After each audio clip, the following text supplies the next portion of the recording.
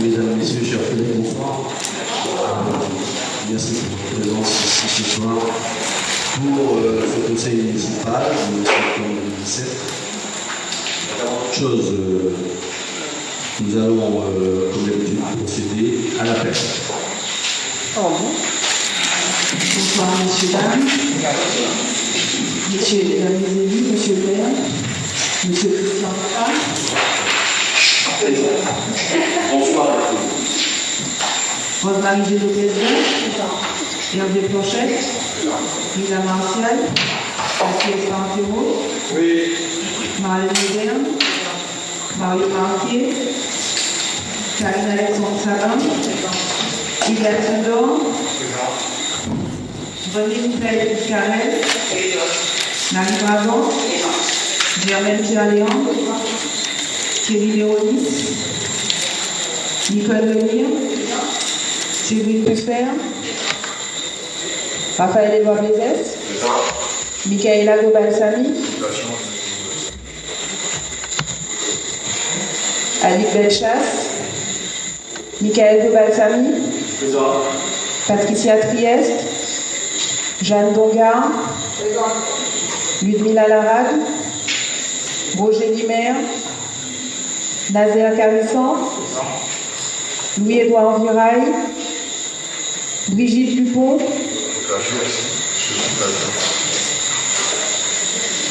et Elsie Nalamontou. Bonne séance. Merci. Donc, ensuite, procéder à l'appel pour une secrétaire de séance, Madame Moderne Marlène. Y a-t-il d'autres Non. Donc, Madame Marlène Moderne est secrétaire de séance pour ce soir. Chers collègues, vous avez reçu donc une convocation avec un ordre du jour qui comporte un ordre du jour principal et un additif. Donc, en administration générale, nous avons approuvé le procès-verbal de la séance du 2 août 2017, procédé à la nomination de 2 adjoints. On a un chapitre de finances attribution d'une subvention au comité Sylvia Nord et s'il y en a des informations diverses. Mais vous avez reçu ici un additif qui est donc qui comporte 2 délibérations que nous avons examinées, à savoir dans le chapitre finances le remboursement des cotisations sociales des exercices 2008 et 2009 et dans l'aménagement, le chapitre d'aménagement du territoire et l'urbanisme, délégation de l'acquisition de biens à l'établissement public foncier local de la Martinique, PFL. Ce sont des exécutions qui sont dans cet additif que vous avez tous reçu, j'espère. Tout le monde a bien reçu les documents de ce conseil intégralement. Visiblement oui. Donc, comme il est de coutume, disons qu'il est préférable, après l'approbation du procès-verbal de la séance du 2 août 2017, je vais vous demander que l'on examine les questions apportées par l'additif, et ensuite nous reprendrons l'ordre du jour normal.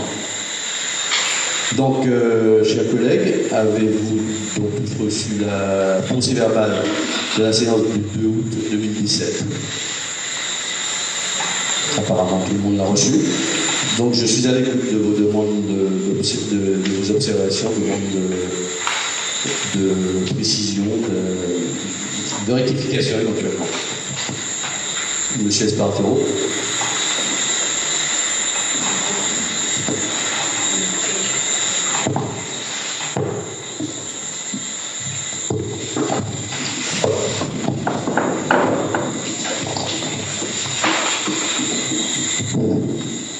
Oui, dans la page 3, à la page 3, il est indiqué que, compte tenu de la longueur de cette intervention et dans un souci de retranscription fidèle, il a été demandé à M. Espartero de transmettre le contenu qui sera annexé au procès-verbal. Alors, il faudrait rajouter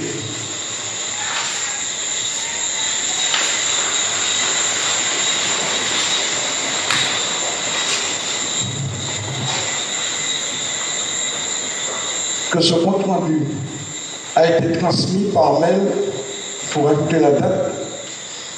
Ce compte rendu a été transmis à Mme Conta. La date est reçue le même jour. C'est ce que je voudrais qu'il soit mentionné dans le procès verbal.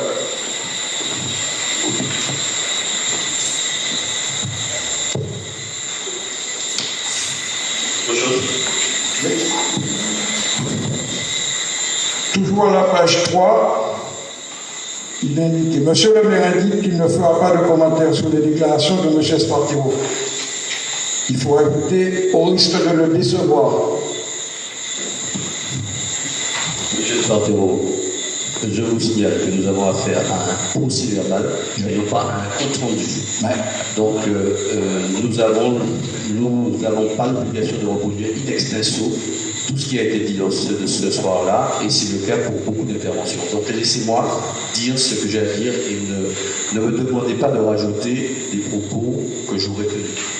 Oui, mais donc, je ne vois pas. C'est un compte rendu. Donc il faut non, c'est un procès verbal, monsieur. Ne mettez pas. Ça ne sert à rien de faire un procès verbal. C'est un procès verbal, monsieur Espartero. C'est toute la différence avec un compte rendu.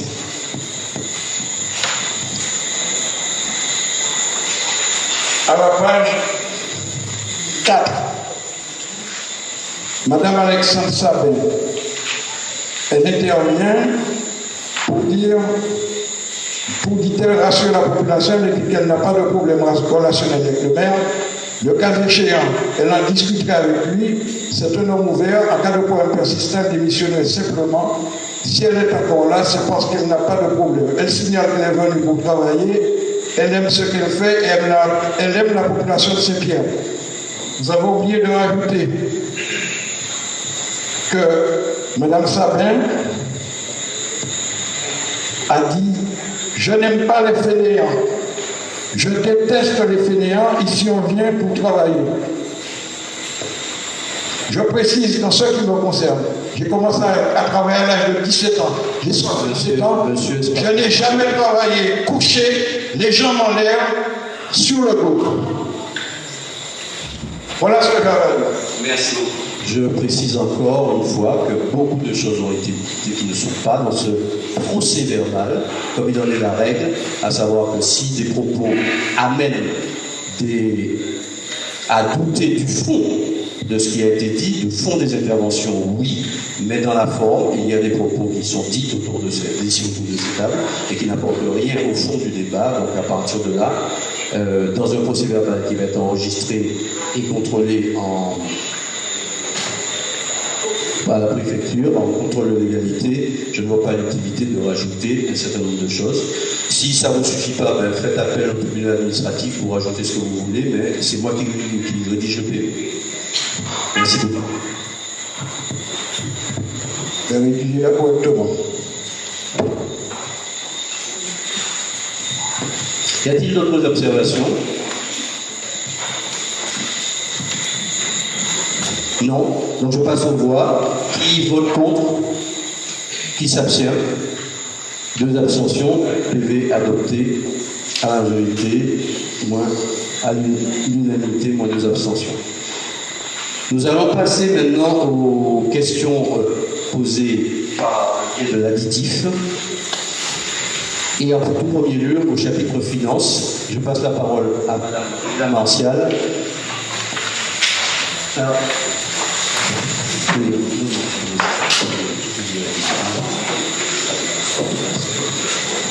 donc je passe la parole à Madame Marvilla Martial en tant que rapporteur de cette première question, cette deuxième question.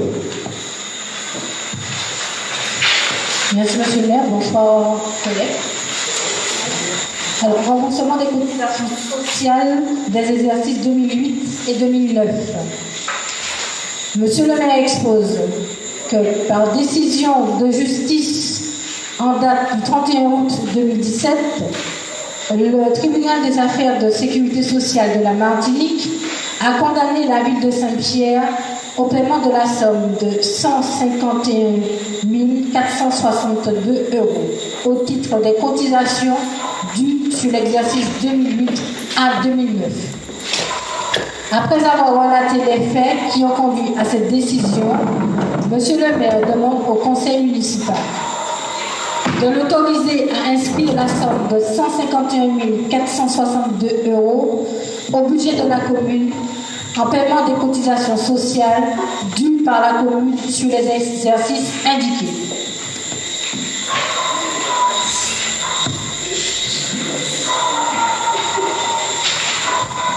Alors, chers collègues, concernant ce dossier, effectivement, nous sommes arrivés à être condamnés le 31 août, comme vous l'avez vu, à 151 462 €.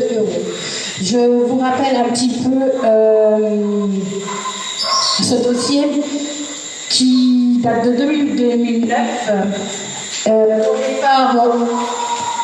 départ, la mairie a été condamnée en juillet 2011 à verser 496 427 €. Ensuite, en octobre 2013, se sont ajoutées à cela des pénalités de retard et de majoration, étant donné que la ville ne s'est pas présentée aux différents appels du tribunal, pour un montant de 62 244 € de pénalité, et donc un total de 562 671 € en octobre 2013 à payer par la mairie au tribunal de la CGSS. Ce dossier qui était assez complexe, je suis moi-même rendue au tribunal quand même à plusieurs reprises avec Madame la DGS pour essayer d'éclaircir ce dossier. La première fois que je l'avais un petit peu rappelé déjà, nous avons été carrément éjectés, même jetés par le président du tribunal, hein, parce qu'en fait, c'était pas la première fois que la mairie de Saint-Pierre était amenée à être appelée sur ce dossier-là. Et en gros, il en avait ras-le-bol, hein, le président du tribunal, de ne voir personne. Et ce jour-là était très étonné de nous voir. Et donc, nous avons pu, malgré sa réticence, discuter un petit peu avec lui sur ce dossier qui a duré, qui a traîné. La CGSS est venue quand même à plusieurs reprises à la mairie de Saint-Pierre pour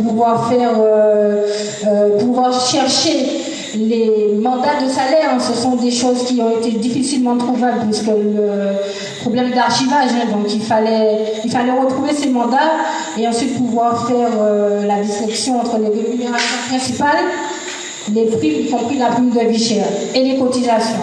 Donc c'était quelque chose d'assez complexe et je félicite quand même Madame la DGS pour ce travail qui a été long et qui a quand même porté ses fruits puisque au final nous ne sommes condamnés à payer que 151 462 €, qui est au final ce que la mairie devait payer au départ en 2008-2009 s'ils étaient allés au tribunal la première fois qu'ils ont été convoqués.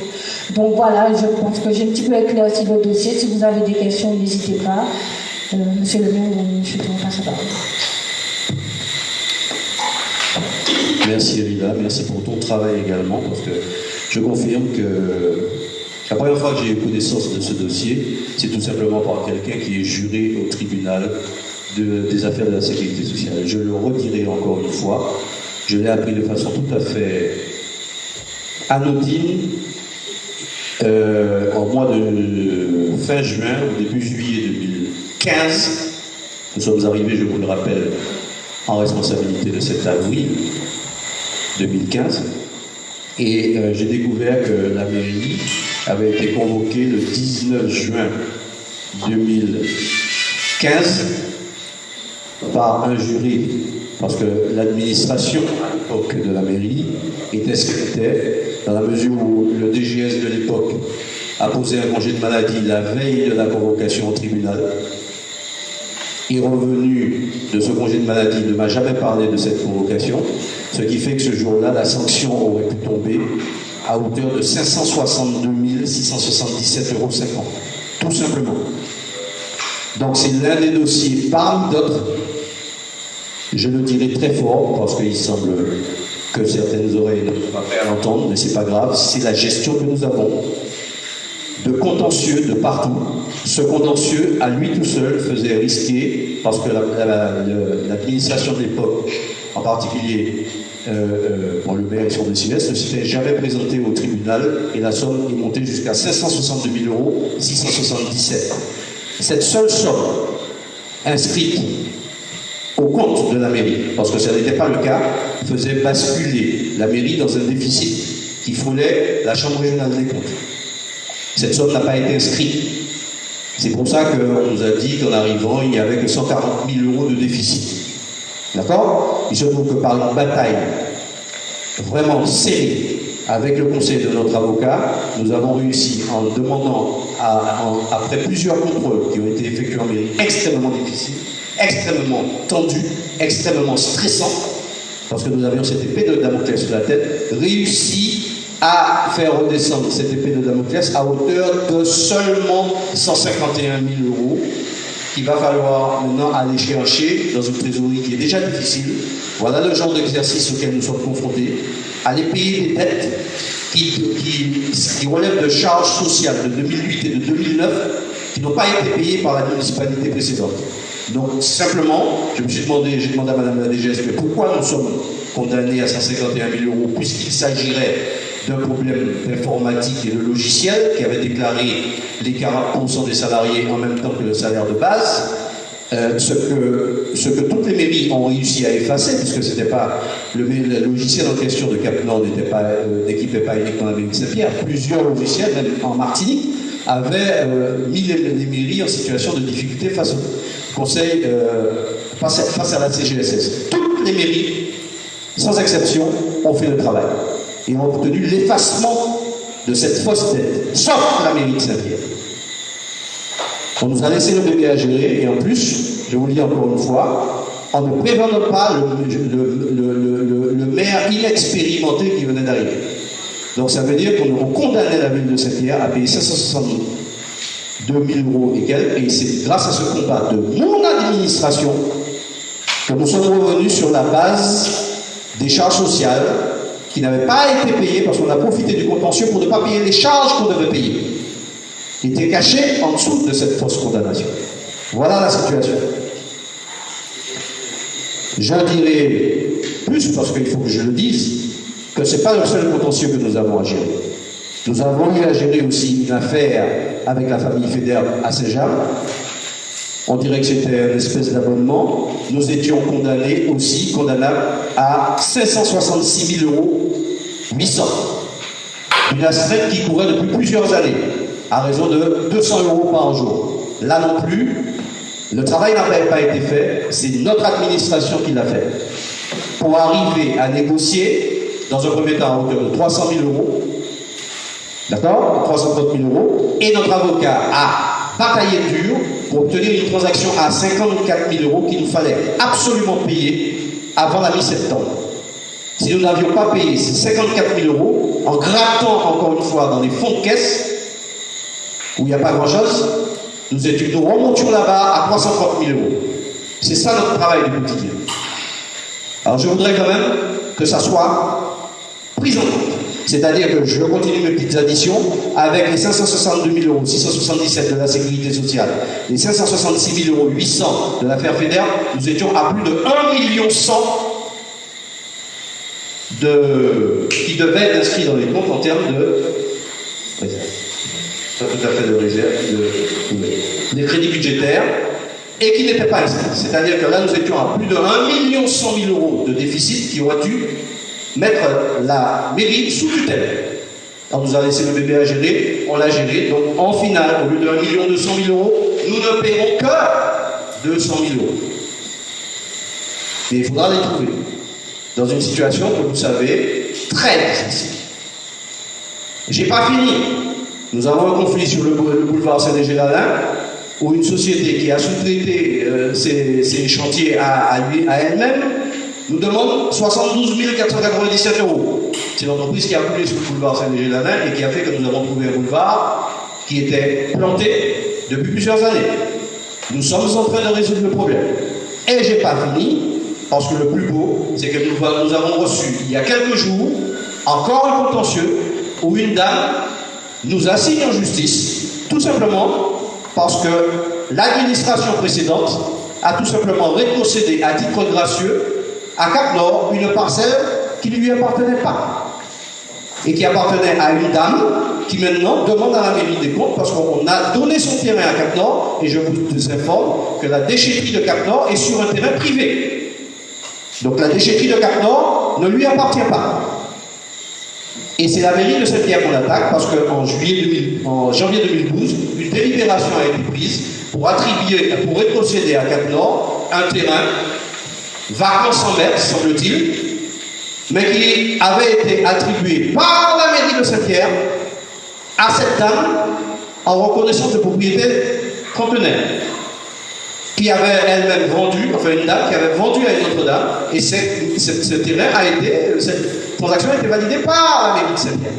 Et 6 mois après, on rétrocède le terrain en bien vacant 100 mètres à Cap-Nord, et actuellement, Cap-Nord est embêté parce qu'elle a une déchetterie sur un terrain privé. Et c'est la mairie qu'on attaque parce que c'est la mairie qui a rétrocédé ce terrain à Cap-Nord. La dame nous demande au bas mot 98 000 € encore. Puisque c'est le jackpot, nous sommes la vache à lait, donc il n'y a pas de souci. Donc c'est le travail quotidien qu'on fait. Et effectivement, ce travail-là nous épuise. C'est effectivement ce travail-là hypothèque notre capacité de nous occuper des affaires de Saint-Pierre, parce que tout le monde nous tombe dessus pour gérer ce qu'on nous a laissé comme bébé. Je voudrais que ça se sache. Et je le dirai de plus en plus. Parce qu'il n'est plus question pour nous de travailler dans le silence. Donc si vous avez des questions, je vous écoute. À propos de l'affaire de la CGSS.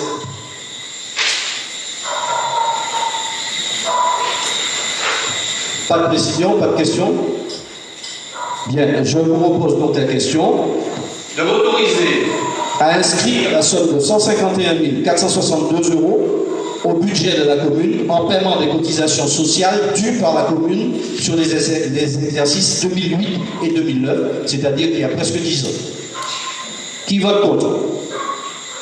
Qui s'abstient? 2 abstentions. Adopté à l'unanimité, moins 2 abstentions. Question suivante, aménagement du territoire, urbanisme. La question traite de la délégation d'acquisition de biens à l'établissement public foncier local de la Martinique, EPFL. Dans le cadre de sa politique de l'amélioration de l'habitat, la ville de Saint-Pierre doit recruter une équipe de suivi et animation. La ville se doit donc de trouver un local accessible aux Pirotins afin d'installer les bureaux de cette nouvelle équipe. La ville ne disposant pas de locaux disponibles, je vous rappelle que cette équipe, en fait, c'est celle qui va accompagner les Pirotins dans la rédaction, dans le montage de leur dossier, dans le cadre de ce dispositif que vous commencez à connaître, qui s'appelle l'OPA, l'opération programmée d'amélioration de l'habitat, où les Pirotins qui qui sont éligibles, c'est-à-dire qui n'ont pas beaucoup de moyens, vont pouvoir être accompagnés dans la rénovation de leur habitat, dans le centre de Rouillage. Et donc cette opération nécessite la mise en place d'une équipe qui va permettre aux Pirotins de monter leur dossier et d'aller chercher ces aides. C'est de cela qu'il s'agit. Donc la ville, ne disposant pas de locaux disponibles, par courrier en date du 6 septembre 2017, a sollicité le PFL, l'établissement public foncier local de la Martinique, afin qu'il fasse l'acquisition par délégation, autrement dit par portage, d'une parcelle de 100 mètres carrés cadastrée B656, rue Quélus et appartenant à Mme Joseph, dont le coût s'élève à 170 000 €. En effet, le PFL de la Martinique a été créé en vue de la réalisation de toute acquisition foncière et immobilière pour le compte de ses membres ou de toute personne publique, en particulier les collectivités, les mairies, en vue de la constitution de réserves foncières et de la réalisation d'actions ou d'opérations d'aménagement.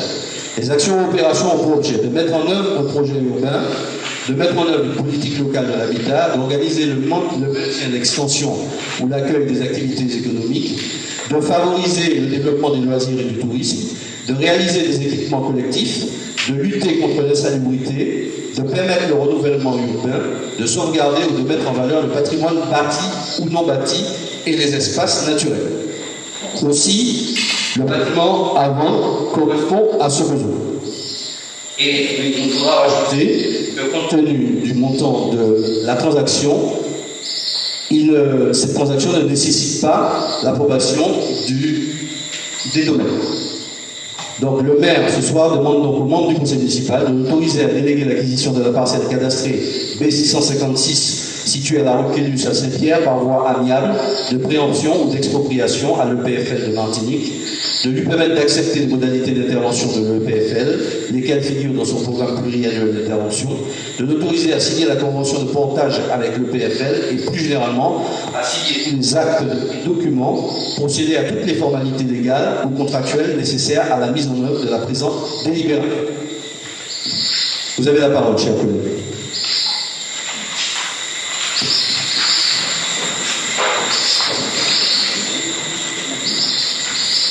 Pas d'intervention? Pas de questions.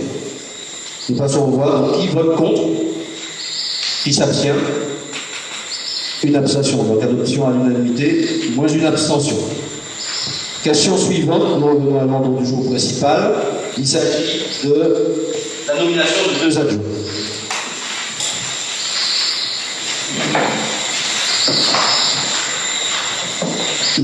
Par décision du 2 août 2017, le conseil municipal a retiré à 2 élus leur qualité d'adjoint, conformément à l'article 2122-18 du Code général des collectivités territoriales. Il est précisé qu'ils conservent de fait leur qualité de conseillers municipaux. Néanmoins, cette décision a pour effet de rendre vacant 2 postes d'adjoints. Il est rappelé à l'Assemblée que le nombre d'adjoints fixé par la délibération du conseil municipal du 5 avril 2015 est de 8, soit 30% de l'effectif légal du conseil municipal. À l'occasion de vacances de postes d'adjoints, il est loisible au conseil municipal d'en réduire le nombre. Cependant, M. le maire propose au conseil municipal de conserver ce nombre de 8 adjoints pour assurer le bon fonctionnement de l'action politique. M. le maire invite en conséquence le conseil municipal à procéder à l'élection de 2 nouveaux adjoints. 2 possibilités se présentant alors, soit les nouveaux adjoints élus occupent les mêmes rangs que les adjoints dans les postes qui sont devenus vacants, soit ils prennent rang à la suite des adjoints en fonction, c'est-à-dire qu'ils prennent la dernière place du tableau des adjoints. Les dernières places du tableau des adjoints. M. le maire propose d'opter pour cette seconde hypothèse, cette dernière solution, et en conséquence que les adjoints élus, qui seront élus, prennent successivement les dernières places du tableau des adjoints, c'est-à-dire les 7e et 8e places. Comme l'impose l'article L2122-7.2 du CGCT, le scrutin se fera à bulletin secret, sous contrôle d'un bureau de vote constitué de 2 assesseurs, désignés parmi l'Assemblée et présidés par M. le maire. Si après les 2 tours de scrutin, aucun candidat n'a obtenu la majorité absolue, il est procédé à un 3e tour de scrutin et à l'élection à la majorité relative. En cas d'égalité, le plus âgé est déclaré élu. Une période de 5 minutes, c'est le principe, mais on peut faire moins, sera laissé au conseiller pour faire acte de candidature au poste d'adjoint au maire vacant. Et conformément à l'article L2122-7-2 du CGCT et au respect du principe de parité, les candidats devront être de sexe masculin. Enfin, il appartiendra à M. le maire de décider par arrêté des délégations de fonctions et des signatures respectives de ces 2 adjoints. Alors, M. le maire propose au conseil municipal, et je vous demande de prendre acte de cette petite rectification qui est une coquille, non pas de se prononcer pour que les adjoints soient placés au même rang qu'occupaient leurs prédécesseurs, mais de se prononcer sur le maintien des nouveaux adjoints qui prendraient les 7e et 8e rangs et de procéder à bulletin secret à l'élection de ces 2 nouveaux adjoints. Vous avez la parole, chers collègues. Monsieur Garissan. Bonsoir, monsieur le maire, bonsoir à tous les élus, bonsoir, messieurs, dames.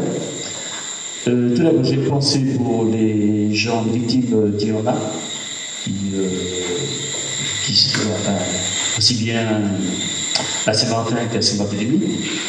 Bon, ma question maintenant, dans le cadre de la parité, c'est pas possible de mettre les élus 7 et 6, 7 et 8 ans. Vous êtes obligé de les mettre 6 et 8. Ah oui. Il faut un homme, une femme, une femme. Systématiquement.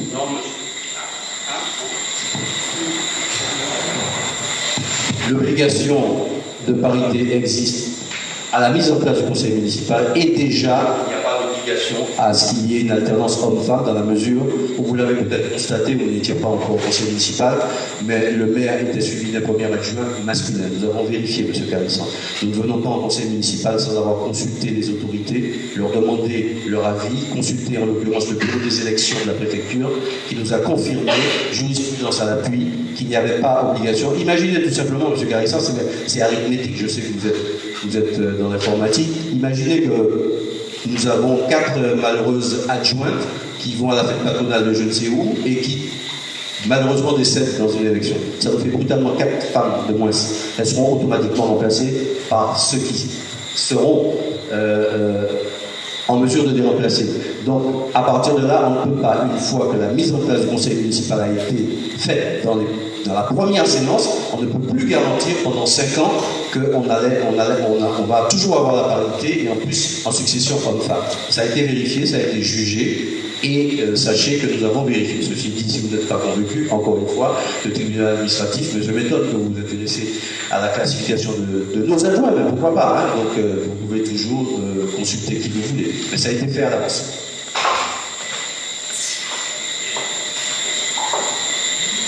Y a-t-il d'autres questions?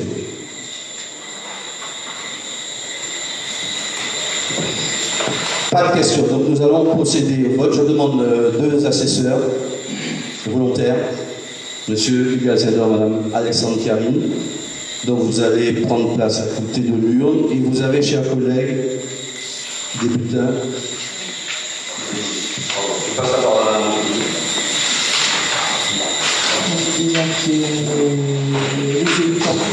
Effectivement.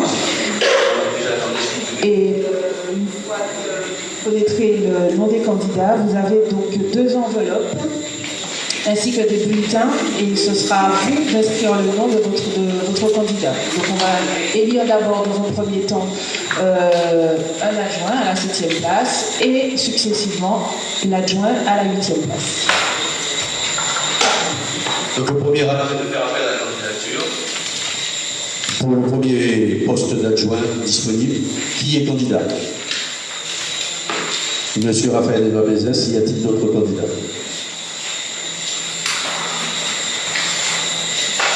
Si vous voulez que j'attende 5 minutes, mais si vous pensez qu'on peut y aller, qui n'est pas encore sûr de son choix, y a-t-il d'autres candidats que monsieur Raphaël Elba-Bézès?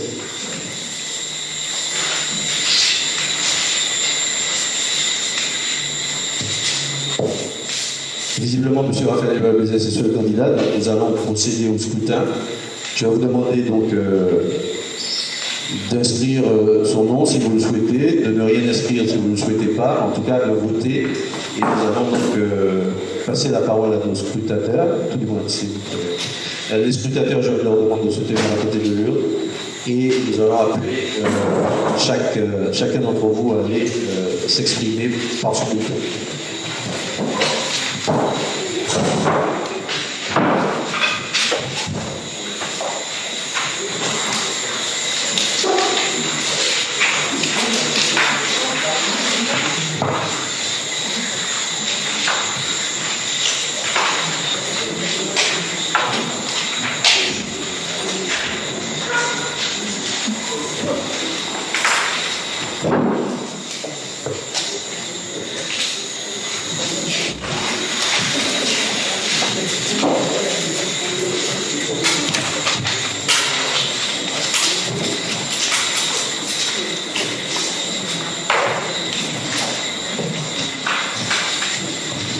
Et je rappelle que le principe de ce soit moi qui préside, bien entendu, le scrutin de ce soir.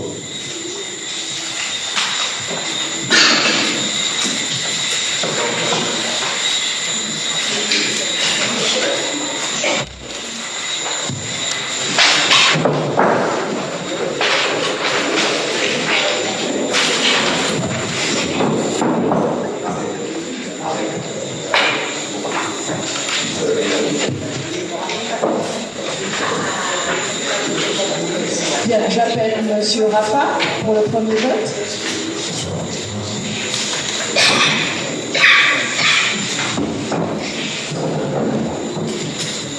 Pas voté.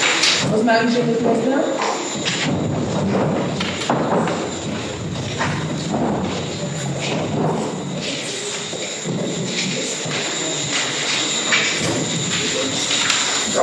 Hervé Planchette.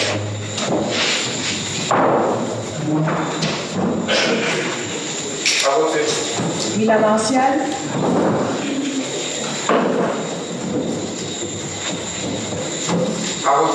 Jackie Espartero.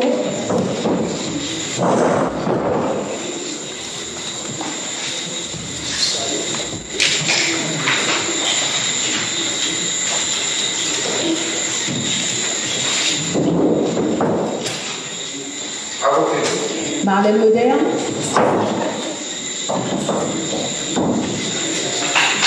Mario Marquet.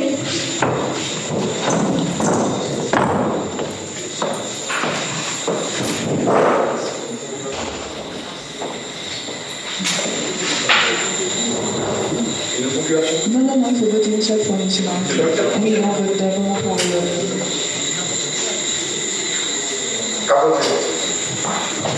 Karine Alexandre Sabin. Hugues Alcindor.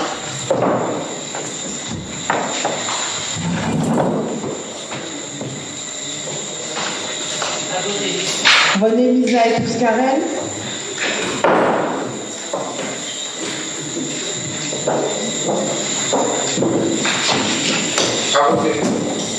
Marie Bragance.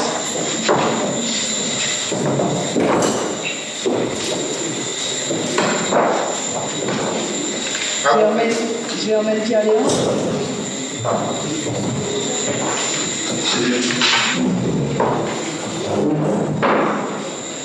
Alors, Thierry Mégoun est absent. Nicole Rémire.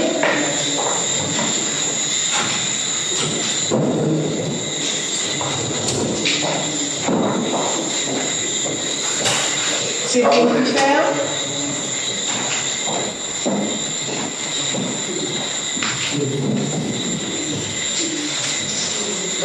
Raphaël Edouard-Mézès.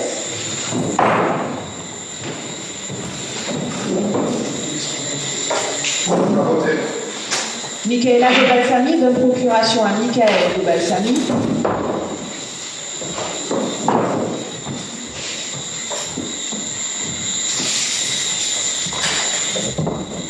Annick Bellechasse.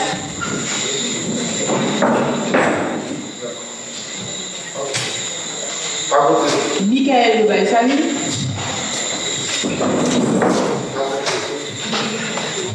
Jeanne Doga.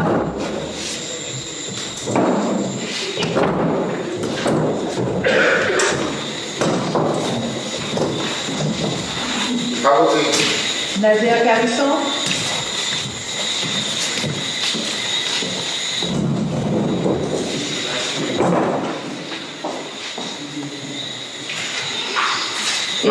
Et Brigitte Lupon donne procuration à M. Carissan.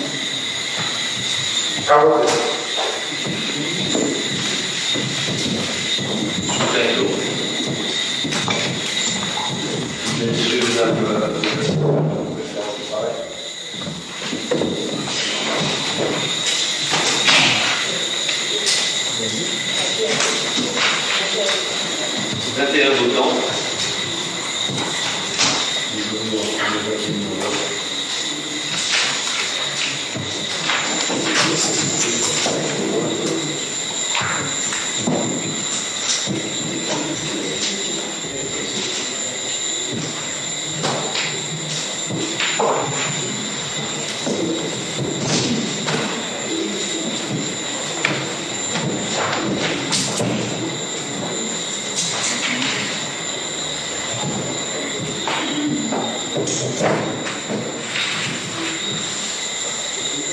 Un, deux, trois, 4, 5, 6, 7, 8, 9, 10, 11, 12, 13, 14, 15, 16, 17, 18, 19, 20, 21. Vous pouvez continuer.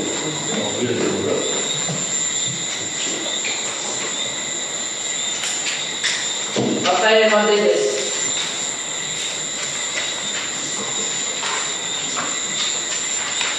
Raphaël Hernandez.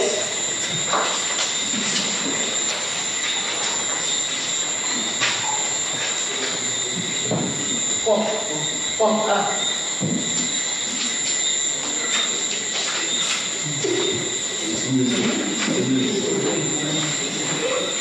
Raphaël Hernandez.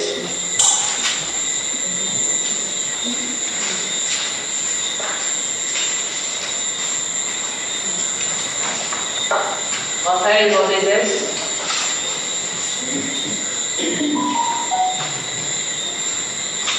Un autre compte.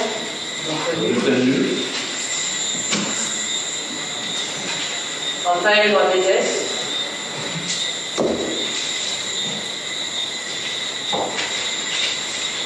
Un autre nul.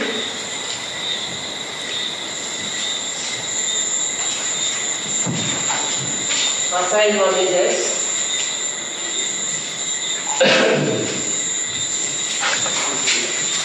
Raphaël.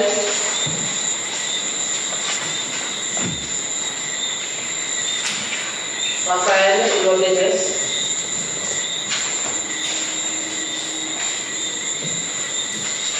Raphaël Hernandez.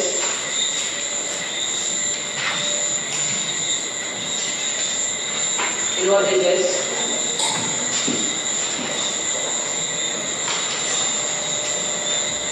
Raphaël Hernandez.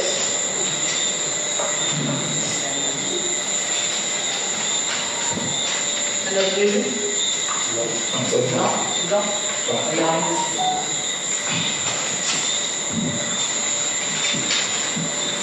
Raphaël.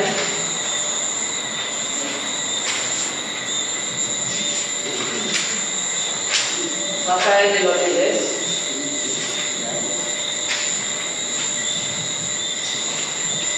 Raphaël Hernandez.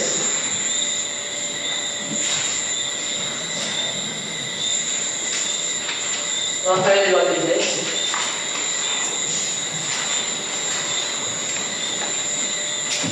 Raphaël Hernandez.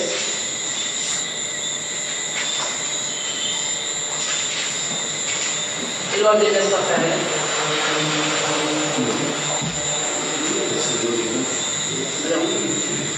Un,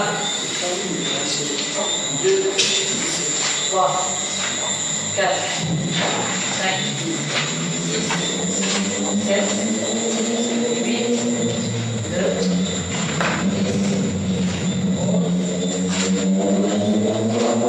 13, 14, 15, 16, 17. Un bulletin blanc et 3 bulletins nuls. Voilà, donc on prend acte que 21 voix pour Raphaël Hernandez, 3 bulletins nuls et un bulletin blanc, c'est ça. 17 points pour les Hernandez. 3 bulletins nuls, un bulletin blanc. Donc, nous allons passer au deuxième scrutin pour élire un deuxième adjoint.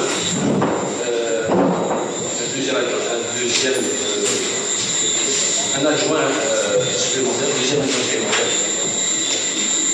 Oui, donc j'ai oublié, dans la procédure, il faut déclarer Raphaël Hernandez élu en tant qu'adjoint de la ville de Servières.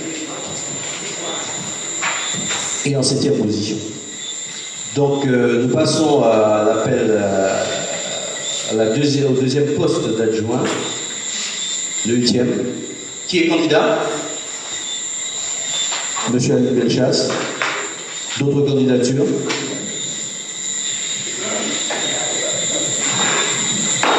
Pas d'autres candidatures? Eh bien, donc nous prenons acte de la candidature de monsieur Annick Bellechasse et nous allons procéder à l'élection. Dans les mêmes conditions, je demande cette fois-ci de bien vouloir mettre le nom complet, parce que bon, ça peut tout dire de nouveau, et c'est vrai qu'il y avait qu'un seul Raphaël, il y a un seul candidat en l'occurrence, mais là c'est donc M. Annick Bellechasse.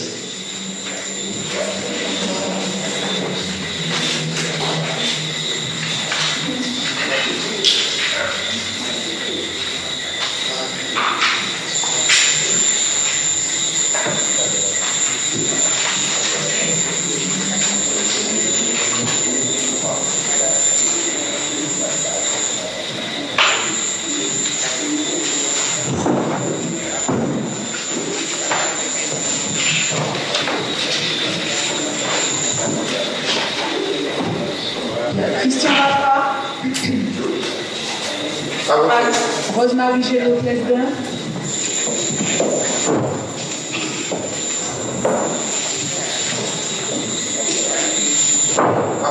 Hervé Planchette. Mila Martial.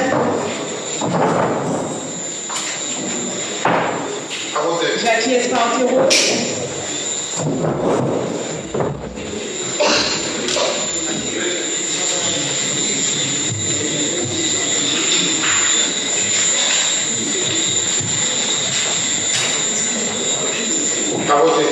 Marlène Moderne.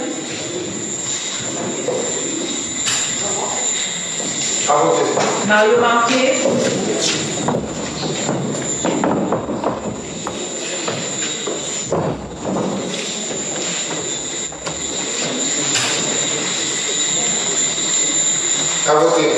Karine Alexandre Sabin. Hugues Sedor. René Lisaïus Carrel.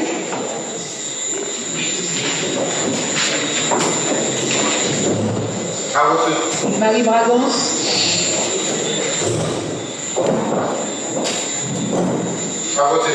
Germaine Pierre-Léandre.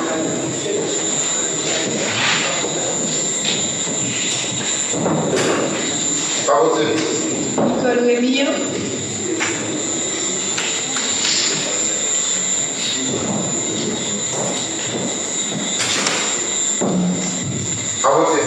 Séverine Puffert.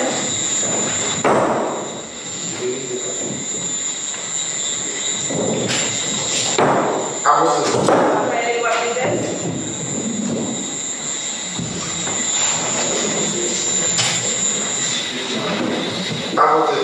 Michaela Gobalsamy, procuration à Michael Gobalsamy.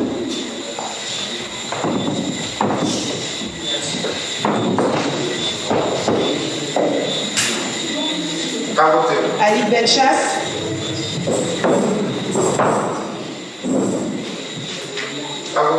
Michael Gobalsamy. Jeanne Zonga.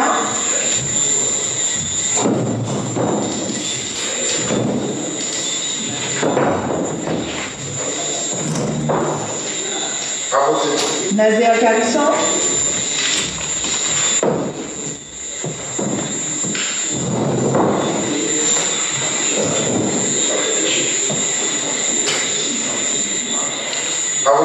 Et Brigitte Lupon, procuration à M. Karissan.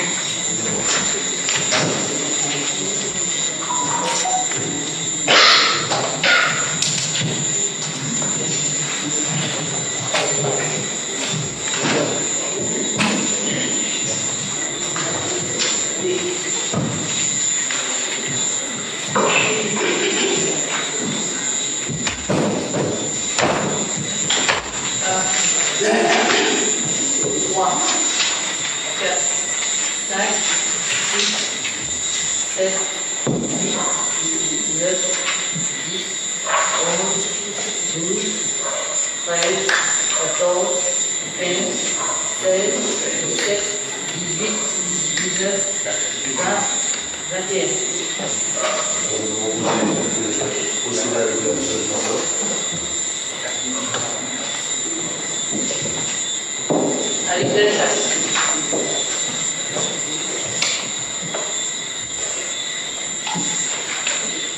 Avec Belchasse.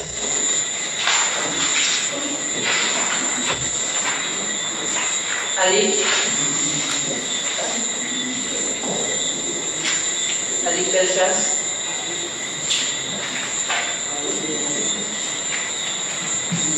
Avec Belchasse.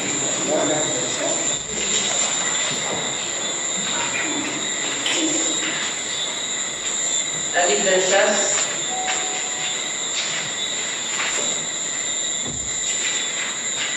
Avec Belchasse.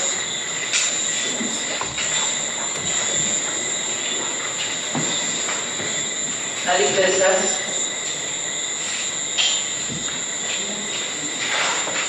Alec.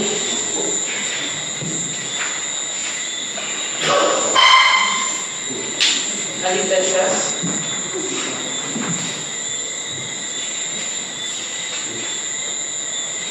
Alors, 1 minute.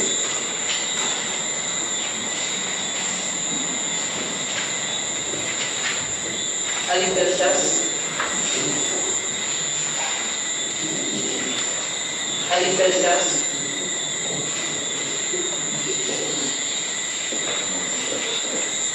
Un autre minute. Alec Belsace.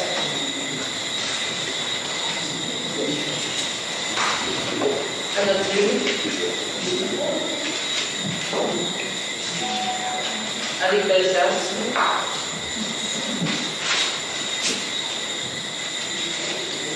Un autre minute.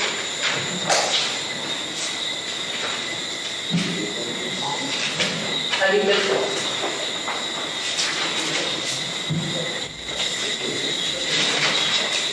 Belsace, Alec.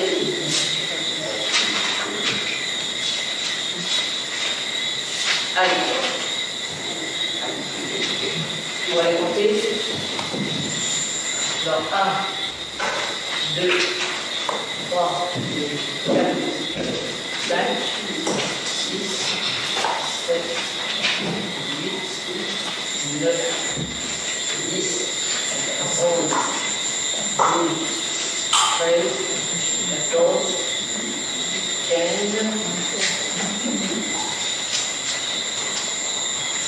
16 et 17. 17 bulletins pour Alec Belsace. Et 4 minutes.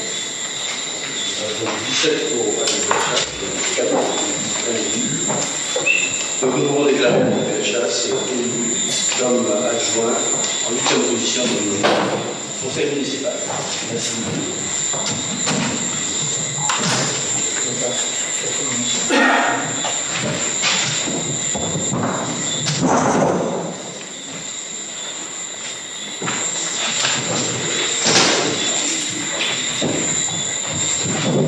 Donc, chers collègues, il nous reste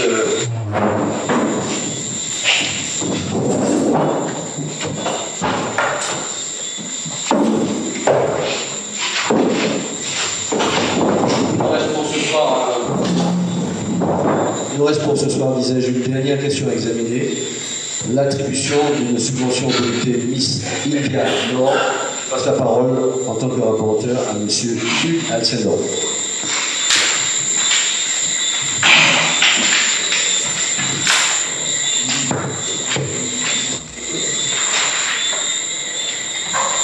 Bonsoir à tous. Le comité Miss India Nord est une association là 1901, créée le 29 décembre 2016, qui a pour principale activité de permettre aux communes du Nord de la Martinique d'avoir leur ambassadrice de charme et de beauté Edgel. Par courrier du 3 mars 2017, ce comité a sollicité le maire pour un soutien financier à l'organisation de l'élection de Miss India Nord, qui se déroulera le 29 octobre prochain. Monsieur le maire propose d'allouer une subvention de montant de 400 € au comité Miss India Nord et solliciter l'approbation des membres du conseil municipal. Monsieur le maire, permet. Donc pour information, cette jeune candidate est une Théotine, elle s'appelle Loriana Slash. Donc c'est une Théotine qu'on a accueillie ici en mairie avec le monsieur le maire, Mme Rosemary et moi-même. Donc nous avons fait connaissance de cette candidate. Elle nous a expliqué son choix. Par la suite, nous avons permis à cette candidate de se faire connaître vis-à-vis de la population dans différentes manifestations, sur différentes manifestations comme au marché, comme au départ de la cause de Lyon et même dernièrement à la journée pour toutes les associations ce samedi. J'ai pu apporter des arguments et pour savoir au moins qu'il était important que la municipalité puisse apporter une aide, quel que soit le jeune qui fait la demande au niveau de la collectivité. Et nous voilà aujourd'hui à voter cette attribution de 400 €, de subvention de 400 € à cette association. Et il faut savoir que, quand même, qu'il est important, cette jeune candidate qui va représenter la ville de Séville à cette élection, le 29 octobre, je rappelle, au porte-parole des BCZA. Voilà. Vous avez la parole, cher collègue, si vous le souhaitez préciser, M. Espartero.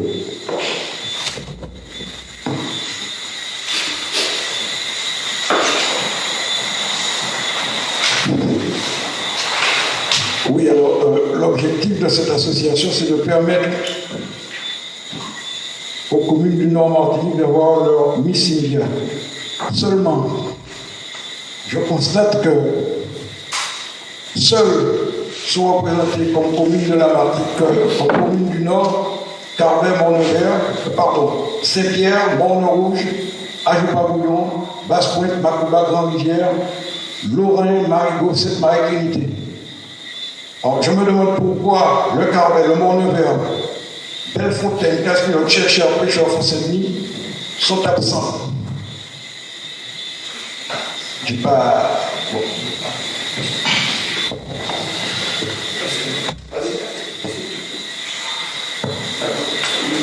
D'autant plus que dans le dossier, il est dit que les participantes au concours, les critères requis, il faut qu'elles résident dans le nord de la Martinique.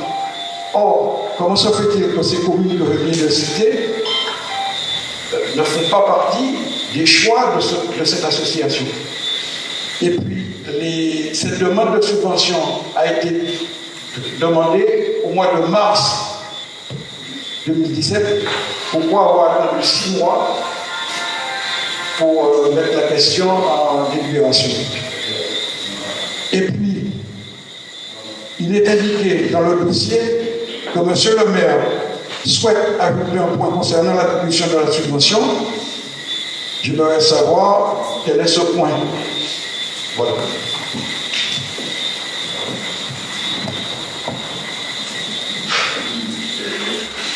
Je n'ai pas de point à ajouter, je ne sais pas. Sinon, pour aller dans le sens de Hugo, c'est-à-dire que... Non, monsieur le maire, c'est dans le dossier. Oui. Je veux savoir ce point. Monsieur Espartero, laissez-moi vous répondre. Pourquoi vous excitez comme ça? Non, je ne m'excite pas. Apparemment. Bon, je vous réponds. C'est ma façon. Vous dites que je m'excite, mais c'est ma façon de me prononcer. Ne prononcez pas des mots désagréables. Je ne m'excite pas. Hein? Je veux dire par là... Soyez poli. Je veux dire par là, vous me posez une question, laissez-moi répondre. Ça aussi, c'est de la politesse. Merci. Je disais donc que je suis tout à fait partisan de la démarche d'Hugo. Voilà, et donc quand il m'a sollicité, j'ai répondu que, compte tenu de l'importance que nous accordons aussi à l'indignité dans notre commune et dans notre démarche pour la reconnaissance de cette composante de notre personnalité, de notre identité, il me semblait tout à fait naturel d'encourager une jeune qui veut suivre ce chemin, d'autant que c'est pas, elle va pas être, comment dirais-je, Miss professionnelle, c'est une étape dans sa vie, c'est quelque chose qu'elle a souhaité. Donc voilà, si c'est ce qu'il fallait rajouter, j'ai rajouté. Et je repasse la parole à M. Hatsedor pour qu'il complète son intervention.